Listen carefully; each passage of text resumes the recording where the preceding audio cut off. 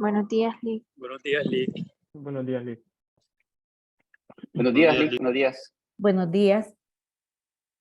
Vamos a retomar el tema de ayer, pero antes, como les había mencionado, los ejercicios que yo les vaya explicando tienen que irlos realizando el mismo día. ¿Ok? Así que ahorita, antes de ver lo que es el tema de los tipos de datos, vamos a ver un poquito de la interfase de NetBeans.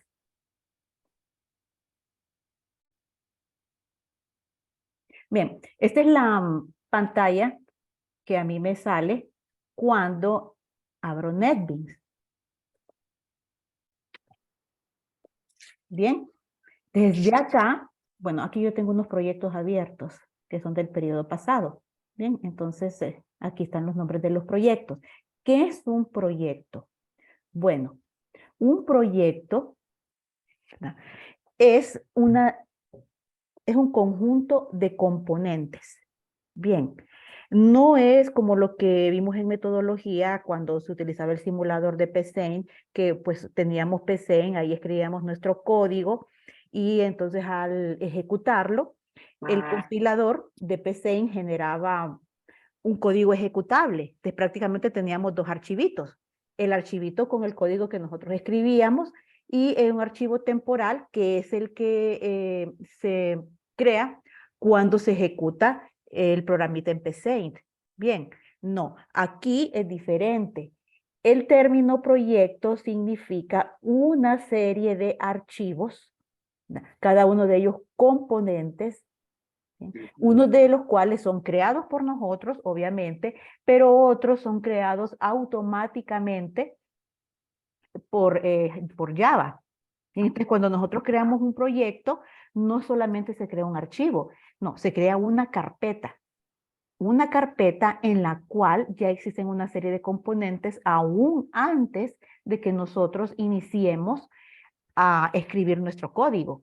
De manera tal que si yo quisiera, pues digamos, cambiar de dispositivo, supongamos que estaba trabajando en una máquina de la universidad, estuve trabajando en un programita, bien, y me lo quiero llevar, tal vez grabarlo en una USB, no sé, entonces lo que me tengo que llevar es la carpeta completa de mi proyecto, no solo uno de los archivos. Entonces acá, por ejemplo, yo tengo 3 proyectos.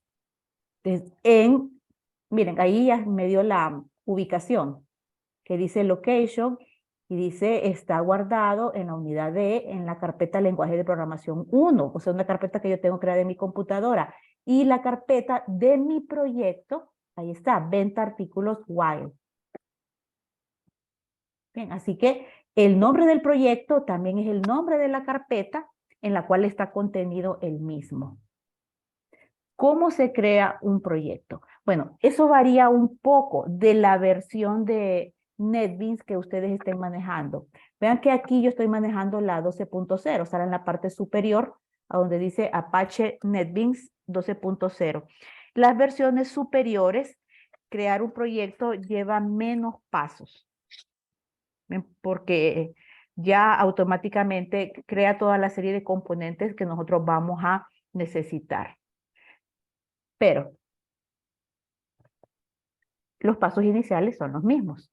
Entonces aquí tengo yo en File, voy a crear nuevo proyecto. Cuidado con venirse aquí a donde dice New File, porque ese es nuevo archivo. Yo no voy a crear un archivo nuevo, voy a crear un proyecto nuevo.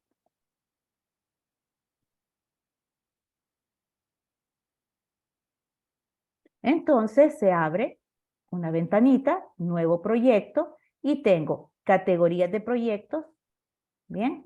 Y aquí vamos a buscar precisamente permítanme. J de cajón. Aquí vamos a poner. Ok. ¿Qué voy a elegir aquí? Aquí lo que tengo que elegir en categorías es donde dice Java with Maven. Bien, el tipo de Java que voy a utilizar. Entonces ahí está seleccionado.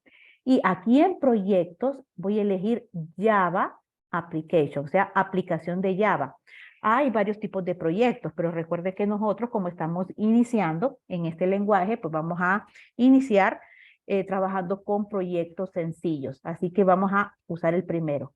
Repito, en categorías utilizamos Java with Maven y en proyectos utilizamos Java Application, aplicación de Java. Entonces, seleccionado esos dos, vamos a darle siguiente. Y me dice, ¿cuál es el nombre del proyecto? Por omisión, él ya le coloca un nombre. Por ejemplo, aquí yo tengo Maven Project 5, es el nombre por omisión que le da. Bien, pero no nos acostumbremos a dejar el nombre por omisión, sino que a ponerle nombre a nuestros proyectos. ¿Por qué? Porque así sabemos, vamos a tener, digamos, ustedes abren una carpeta en su computadora con proyectos de lenguaje 1. ¿Bien? Y si solo tienen Maven Project 1, Maven Project 2, Maven Project 3, nunca le cambiaron el nombre. Después, cuando quieran abrir un proyecto específico que yo les digo, ¿se acuerdan de aquel proyecto que hicimos en el primer parcial de tal cosa? No se van a acordar qué proyecto era, o sea, cómo lo guardaron. Entonces, mejor, vean aquí, yo le pongo nombre a los proyectos y ya sé de qué trata. Entonces, este sería prueba inicial.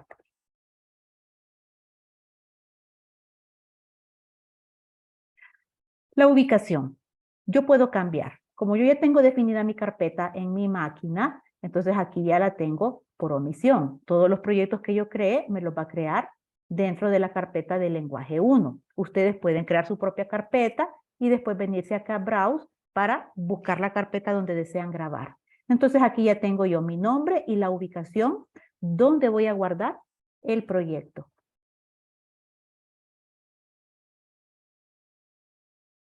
Vean que aquí se está creando en esta parte de acá.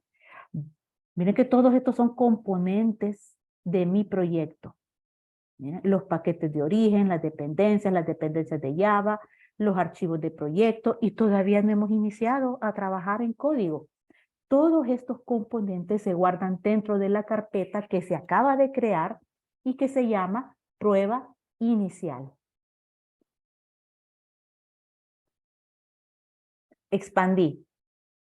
Permítanme que hay gente entrando.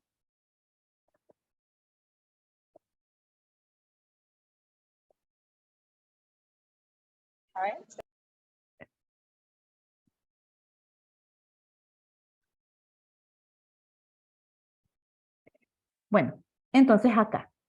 Expandí donde dice source package. ¿Mm? Paquetes de origen. Vamos a... ¿Bien? Y aquí tengo este componente que tiene el nombre de mi proyecto. Voy a marcarlo. Voy a dar botón derecho del mouse y aquí tengo nuevo. Repito. Una vez que yo terminé de crear el proyecto, obviamente ya aquí en la ventana de Project sale mi proyecto, pero todavía no puedo empezar a programar.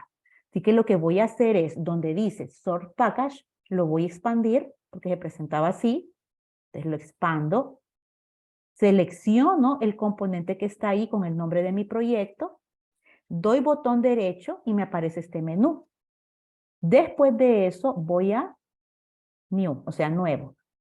Y lo que tengo que crear, porque aquí estoy creando otro componente, es acá. Java Class. ¿Ven? Ahí tienen toda la secuencia. Miren, una vez que creé el proyecto, expando Source Package, doy botón derecho, aparece el menú, en el menú selecciono New, y en ese nuevo menú selecciono Java Class, o sea, clase de Java. Ahí lo tienen. Ya vamos a ver qué es esto de clase. Nuevamente me pide un nombre. Entonces puedo decir, bueno, a este le vamos a llamar, puedo ponerle el mismo nombre del proyecto. Prueba inicial. ¿Ok? Y le voy a dar finalizar.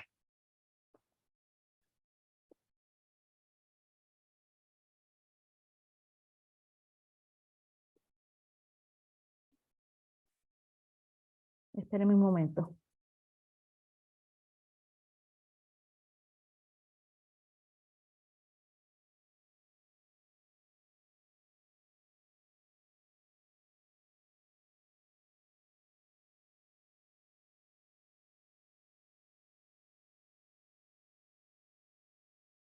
En las versiones más recientes, no va a ser necesario realizar lo que yo voy a hacer ahorita, porque la crea automáticamente.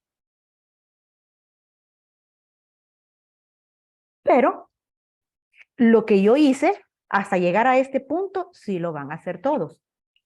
Bueno, estos son comentarios. Miren cómo comienzan los comentarios. Comentario en varias líneas. Empieza con pleca asterisco y finaliza con asterisco pleca. Esto, la verdad, no me sirve de mucho. ¿Bien? Y aquí me sale el autor. Bien, tiene mi nombre porque cuando yo lo instalé, entonces coloqué mi nombre cuando me preguntó en el proceso de instalación. Entonces, miren, ¿qué es esto de package? Package es el componente que ustedes miran acá. ¿Bien? Ahora, ¿qué es esto de public class?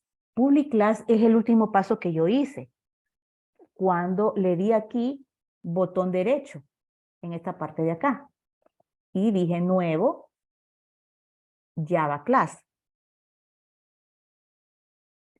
Lo que es una clase, lo que pasa es que aquí este lenguaje de programación Java está basado para programar en clases, bajo un enfoque de programación orientada a objetos.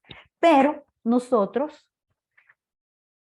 como les había dicho cuando les presenté la programación semanal, lo que es programación orientada a objetos lo vamos a tocar muy superficialmente en el tercer parcial.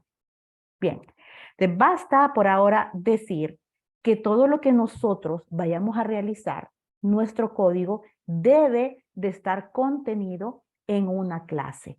Y esa es la clase que acabamos de crear, esta. Prueba inicial.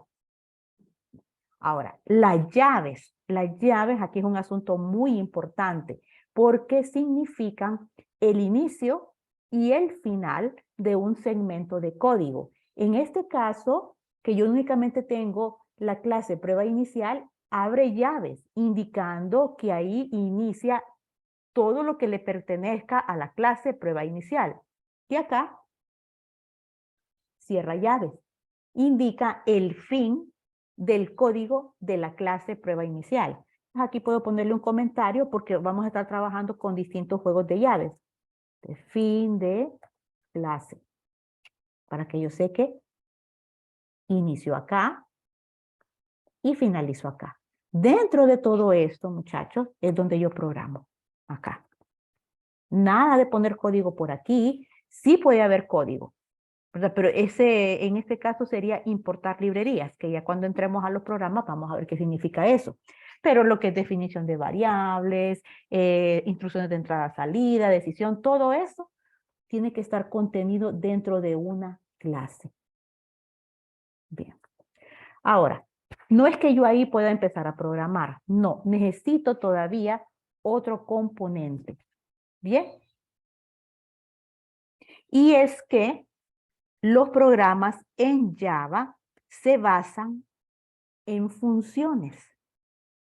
No es un solo segmento de código. O sea, vamos a ejecutar un ejercicio, ¿de acuerdo? Y no es que voy a escribir el código desde la línea inicial hasta la línea final en un solo listado, sino que voy dividiendo las tareas en funciones.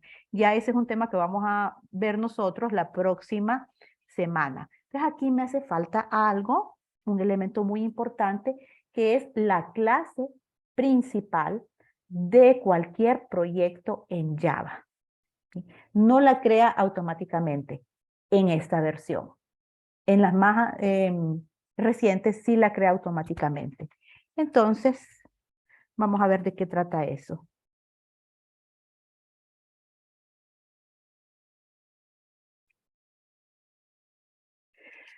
Bueno, la clase principal, como dijimos, es esta. Y dentro de la clase principal yo tengo que crear la función principal de Java. Es como tener un programita principal del cual van a depender todos los otros subprogramas. No se preocupen por eso ahorita. Solo vean lo que ustedes tienen que tener para empezar a programar. Una clase y una función principal. La función principal se llama main. Esto no se lo voy a explicar ahorita hasta la próxima semana, porque son los componentes de una función. Pero la función principal se llama main. Ahorita, en estos primeros programas que nosotros vamos a ver, todo el código lo vamos a poner aquí. Vean que yo tengo otro juego de llaves.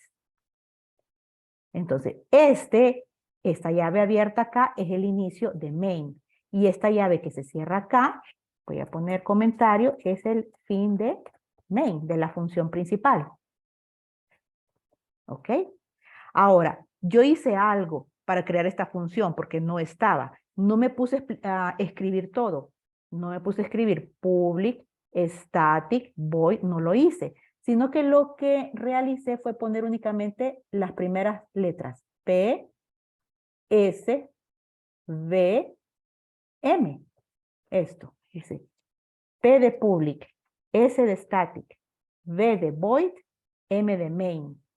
Y después le di tabulación. Y ya no la crea porque la tengo aquí. Y automáticamente me creó este encabezado. Eso fue lo que hice. Y ahí ya estoy lista para empezar a programar. Ojo, ahorita en los primeros programas, todo lo vamos a realizar aquí.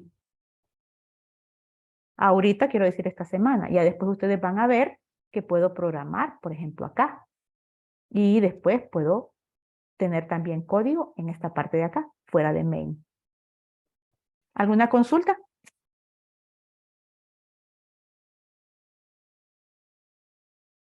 Licenciada, buenos días y feliz día a todas las mujeres. Licenciada, tengo una Gracias. consulta. Dígame. Fíjese que yo instalé en mi computadora el NetBeans el 11.1 y me está dando error ahorita. Yo estoy aquí yo tuve una clase presencial hoy aquí en la universidad y aquí estoy en el laboratorio, ¿verdad? Yo estoy Ajá. intentando volverlo a cargar y descargar, pero los datos no me están levantando volverlo a cargar otra vez e instalar de nuevo el programa. Pero Entonces no sé si voy a tener... usted llevó su computadora a la universidad. Sí, sí, correcto. Tendría usted que revisar, en primer lugar, vaya, si está instalando la versión 11, tiene que entrar a Google y vea cuál es la versión de JDK que le viene mejor a la versión 11 de NetBeans. Ok. Eso, en primer lugar. Bien, Ajá. ya después de eso, si no le funciona, tendría usted que enviarme cuál es el error que le aparece. Porque no sé Ok. si es que le aparece un error en la instalación o instaló bien el software, pero al abrir el NetBeans es que le dé el error o le dé el error cuando quiere crear el proyecto. No sé. Ok. Ok. Perfecto. Pero en el primer lugar es eso. Es Bien. eso. Ok. Sí, Ok. usted tiene la versión tal de NetBeans, entonces entra a Google y diga qué versión de JDK puede instalar con NetBeans 11 punto algo. Y ahí Ok. le van a recomendar. Ok. ¿Alguien más tiene dudas?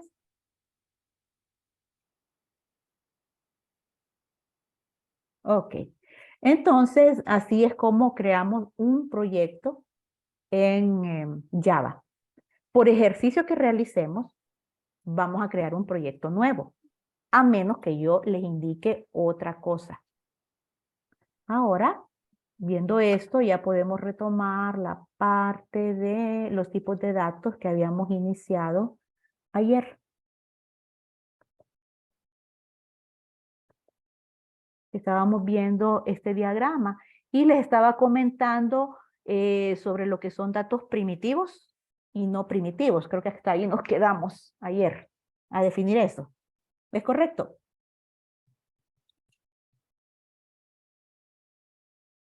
Sí, Sí, licenciada. Bueno, entonces ahora vamos a ver en sí ya la clasificación de los tipos de datos en Java, que son todos los que tenemos aquí en azul. Todo esto de acá. Entonces, entre los datos primitivos tenemos los booleanos. Ya sabemos que los booleanos son los tipos de datos que solo pueden contener uno de dos valores, o es verdadero o es falso. El tipo de dato en Java para booleano se llama boolean. O sea que si yo quisiera definir una variable de tipo booleano, entonces utilizaría esa palabra, boolean. Ahora, en los numéricos, los datos de tipo número, tenemos los flotantes y los enteros. Ya voy a explicar que lo pone como numérico y es un carácter. Bueno, los flotantes son los que nosotros conocemos como los datos de tipo real. Está allá en metodología, que son los números con componente decimal. Aquí, en los flotantes, tenemos dos tipos de datos, el float y el double. ¿Ok? ¿Qué diferencia hay? Ya vamos a ver otra tablita donde ustedes van a comprender la diferencia, pero más que todo la diferencia es en la cantidad de memoria que necesitan para guardar un dato. No es lo mismo que yo tenga un número float que un número double, porque el número double ocupa más espacio en memoria. El otro tipo numérico es el entero. Bien, y los enteros son aquellos números que obviamente no tienen componente decimal. Reconocemos en Java 4 datos de tipo entero. Se llaman byte, short, int, long.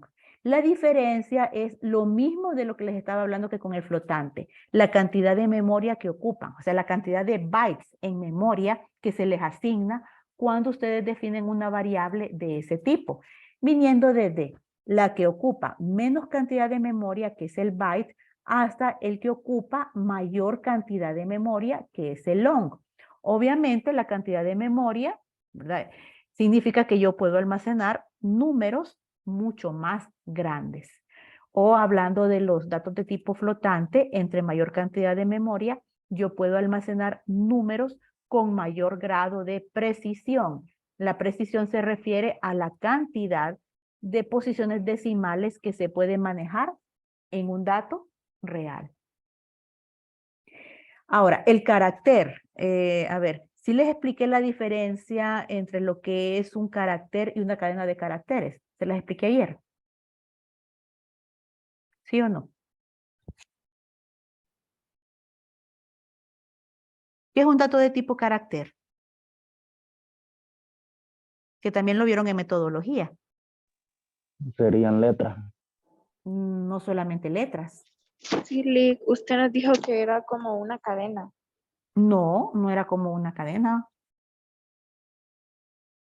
Son letras o símbolos, pero solo de tamaño 1.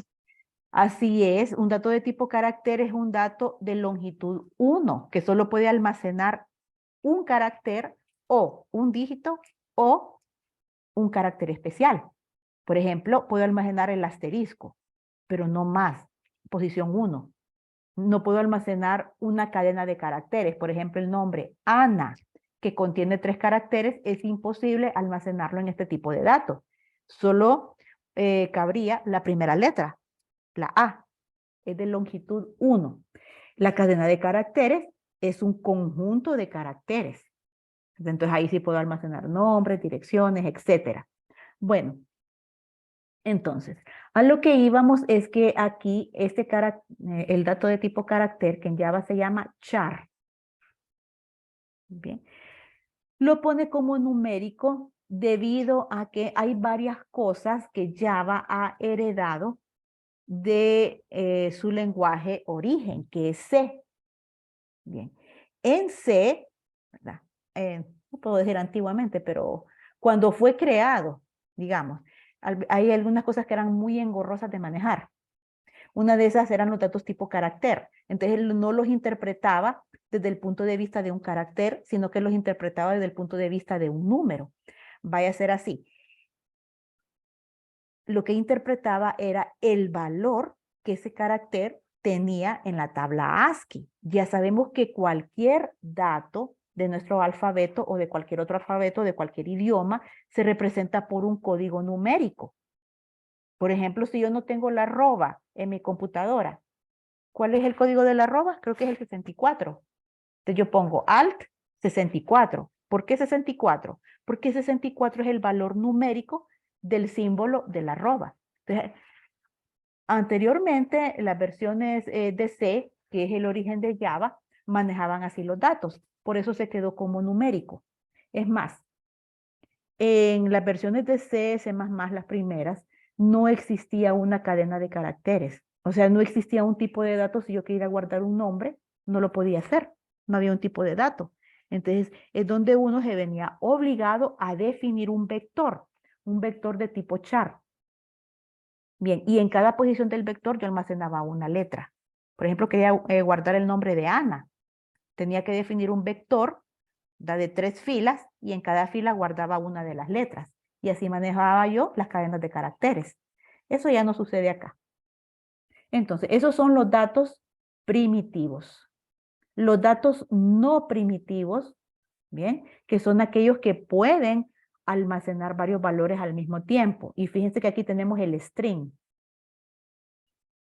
El string se refiere a la cadena de caracteres. Así es como se llama ese tipo de dato en Java. Entonces, si yo quisiera definir una variable, digamos, nombre alumno, que es una cadena de caracteres, la debería de definir como un string.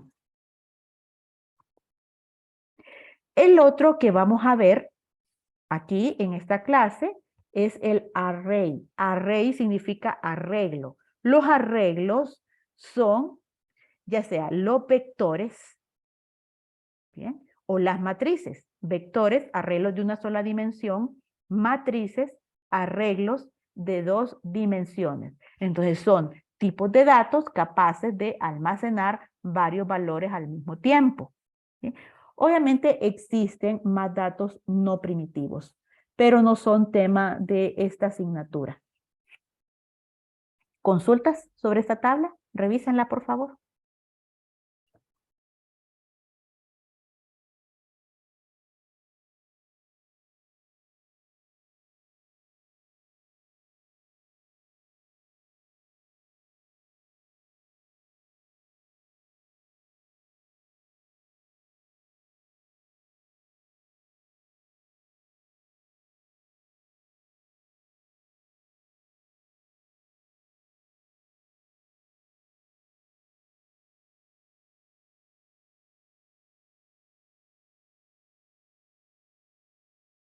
Una tablita, siempre hablando de los tipos de datos.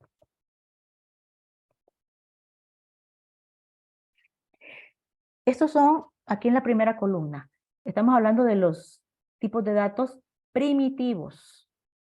Permítanme. De nada, Amy.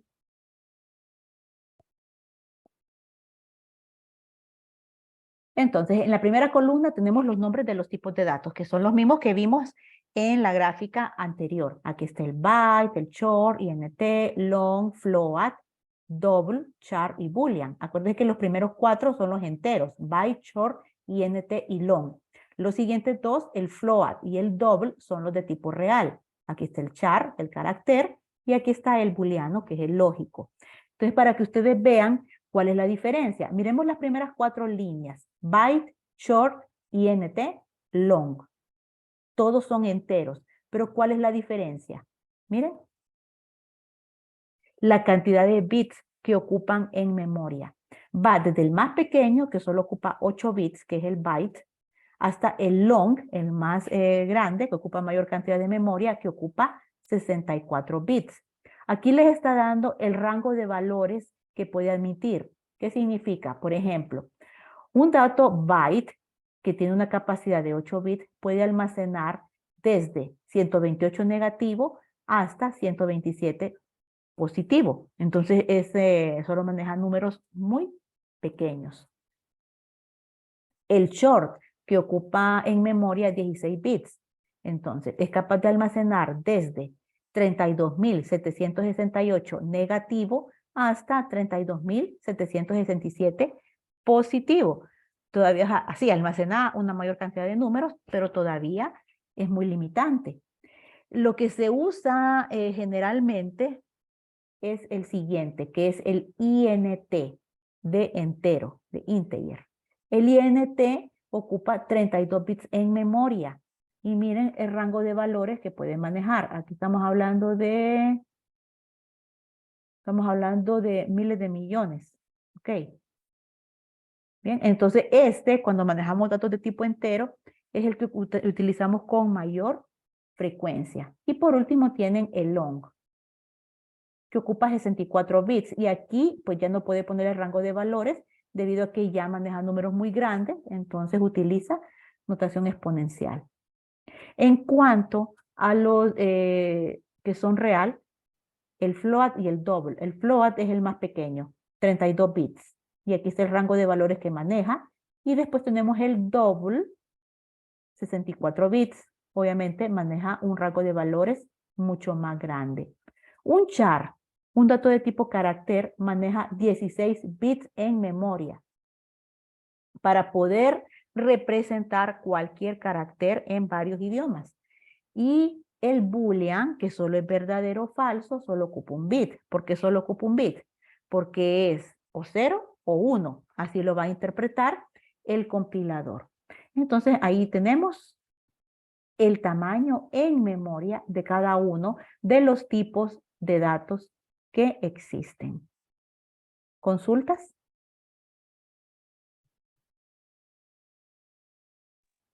Por los momentos no, licenciada. Perfecto. Ahora, ustedes en el campus tienen, estaba viendo acá, ya tienen un PDF que habla sobre, que es el primer ejercicio. nuestro primer programa, y tenemos ahí para practicar lo que son los tipos de datos, que lo estoy buscando, y las operaciones de entrada-salida. Definición de variables también, definición de constantes. Y es este que ustedes tienen acá.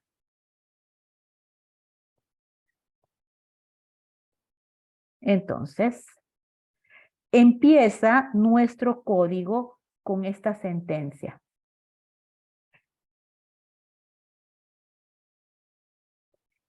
Y dice, importar librería para acceder a los métodos de entrada y salida de datos. Voy a explicar esto. Esto de importar librería significa que hay ciertas instrucciones que están como, ¿cómo le dirían? Como encapsuladas, como agrupadas, ¿verdad? En lo que se conoce como librerías. Esto, el concepto de librería y sus componentes es similar a que yo dijera. Imagínense ustedes en la calculadora. Si es una calculadora, tiene funciones científicas o tiene funciones financieras. Entonces yo podría decir, voy a agrupar o voy a reunir todas las funciones financieras y las voy a poner en una sola carpeta. Y va a ser mi librería de funciones financieras. Voy a agrupar todas las funciones científicas y las voy a poner en una carpeta. Y esa va a ser mi librería de funciones científicas. Entonces cuando yo quiera utilizar, digamos, operaciones financieras, voy a decirle a mi código que voy a hacer uso de esa librería. O sea, que voy a hacer uso de esa carpeta donde están contenidas esas funciones. ¿Me entienden el concepto? Sí. Entonces acá esta librería que se llama JOptionPane es la que contiene las instrucciones de entrada-salida. O sea, cómo yo le pido datos al usuario para que los ingrese, o cómo yo le presento datos al usuario para que él los pueda ver, operaciones de entrada-salida. Entonces son instrucciones específicas y están contenidas dentro de esta librería. Así que para poder hacer uso de estas funciones, yo tengo que decirle a mi proyecto que voy a utilizar la librería respectiva y lo hago importando la librería. Por eso yo aquí tengo una instrucción que se llama import, de importar. Y después lo que tengo es el nombre de la librería. El nombre completo es javaxswing.jOptionPane. ¿Ok? Y ya con eso yo voy a poder hacer uso de esas instrucciones. Bien, ¿dónde coloco esta línea de código? Vean ustedes. Aquí tengo el public class. ¿De acuerdo? Y aquí tengo el public static void. Entonces, importar las librerías tiene que ser antes del public class. Según lo que yo les enseñé cuando creamos el proyecto en Java, importar las librerías se hace en este punto, antes del public class. ¿De acuerdo?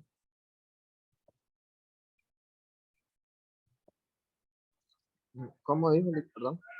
Ok, esta línea de código, esta que ven acá, la primerita que tienen en el documento, la primerita, ¿dónde se coloca? Se coloca antes del public class, miren. Perdón, aquí está mi public class. Creo que queda menos de un minuto. Salgamos y volvemos a entrar.